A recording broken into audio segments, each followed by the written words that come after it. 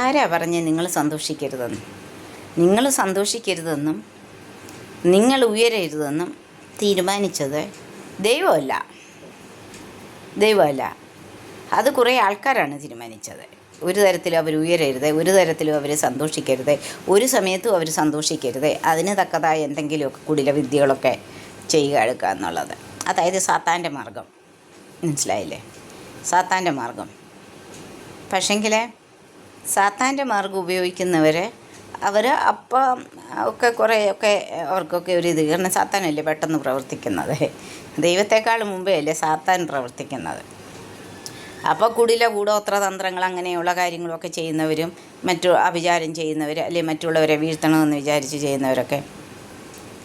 പക്ഷേ ദൈവം ഒരു സമയം നിശ്ചയിച്ചിട്ടുണ്ട്. മനസ്സിലായി? അവസാനത്തെ വിജയം സത്യത്തിനും നീതിക്കും ന്യായത്തിനും ദൈവത്തിനുമുള്ളതാകും. പക്ഷേ അതിന് കുറേ വേദനകളിൽ കൂടെയും പരീക്ഷകളിൽ കൂടെയും കുറേ സഹനത്തിൽ കൂടെയൊക്കെ കടന്നു പോകേണ്ടതുണ്ട്. തീറ്റുള്ളയുടെ അവസ്ഥയിൽ കൂടെയൊക്കെ കടന്നു പോകേണ്ടതുണ്ട്. പക്ഷേ അവസാന വിജയം ദൈവം അവർക്ക് കൊടുക്കും. അത് ദൈവത്തിൻ്റെ നീതിയാണ്.